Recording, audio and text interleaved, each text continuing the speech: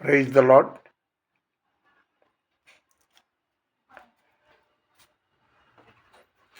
Today, 21st Thursday 2026, మే 21వ తారీఖు 2026వ సంవత్సరం. దేవుని వాగ్దానం, నిన్ను వలె నీ పొరుగువాడిని ప్రేమించని గలతీ 5:14లో దేవుడు చెప్తున్నాడు. క్రైస్తవులు పగవారి కోసం కూడా ప్రార్థన చేస్తారు. నిజ దేవుడు ఎవరో తెలుసుకోవాలని ప్రార్థన చేస్తారు. ఈ శవశక్తి ఎక్స్‌పాస్టర్ అంట, అతగాడు ఒక వీడియో ఈరోజు చూశాను. అవును, అతను శవశక్తియే.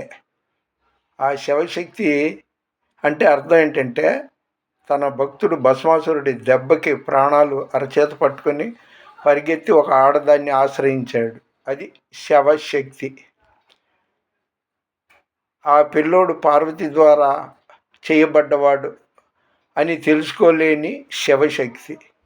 ఆ పిల్లోడిని నరికేసి తీరా ఆ పిల్లోడి తల ఆ పిల్లోడికే అతికించలేక ఏనుగు తల అతికించాడు. అది శవశక్తి. తనకు 2 భార్యలు ఉన్నా కూడా మోహిని రూపంలో ఉన్న మరో దేవుడు అనే వ్యక్తితో సెక్స్ చేసి మరొక దేవుడికి జన్మనిచ్చాడు. అది శవశక్తి. ఎక్స్‌పాస్టర్, అతని పాస్టర్ లక్షణాలు లేవు. అతనికి నా సలహా ఏంటంటే, పండిత రమాబాయి, పురుషోత్తమ చౌదరి, సాధు సుందర్ సింగ్, భక్త్ సింగ్, వీళ్ళంతా కోటీశ్వరుల కుటుంబాలు. ఇంకా రెడ్లు, రాజులు, చౌదరీల్లో ఎందరో ఎందరో ఎందరో క్రైస్తవులుగా మారారు. దేనికి?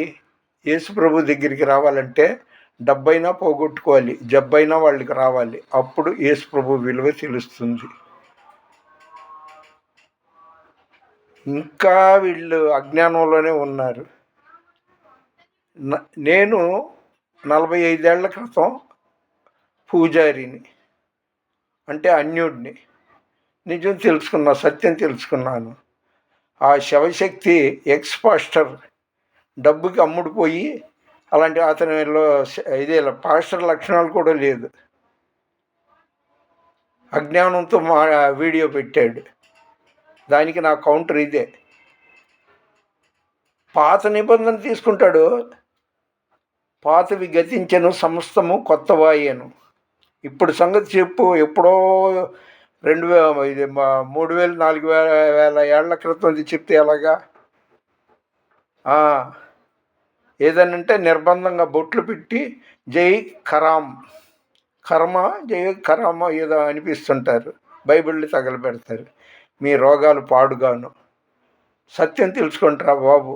మానవ సేవే మాధవ సేవగా కొనసాగండి.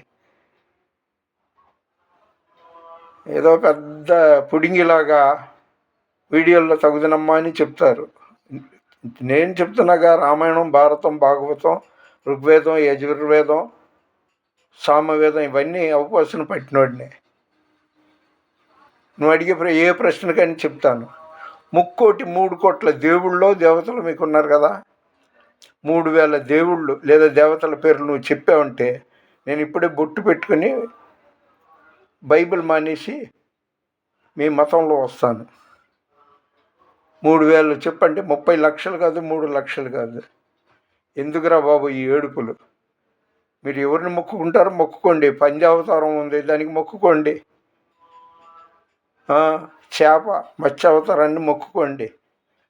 మీ విశ్వాసం మీది, మా విశ్వాసం మాది. నిజ దేవుడు యేసు ప్రభు. వీడియో చూస్తున్న వాళ్ళందరూ అర్థం చేసుకోండి. నేను వేరే మతాలని కించపరచను. నేను టిఫిన్ తినేది హిందూ హోటల్లోనే. నేను బార్బర్ షాప్కి వెళ్ళేది వాళ్ళు హిందువులే. అనేక మంది హిందూ సహోదరులతో ఇరుగు పొరుగు అంతా వాళ్ళే. నాకు విరోధం లేదు వాళ్ళ మీద. ఈ దరిద్రుడు ఎక్స్‌పాస్టర్ అని చెప్పే సుత్తిబాబు మాటలకే నేను కౌంటర్ ఇచ్చా. ప్లీజ్ లైక్ చేయండి, షేర్ చేయండి, సబ్స్క్రైబ్ చేయండి. దేవుని పరిచర్యలో మీ రత్నం ఫ్రాన్సిస్. God bless you.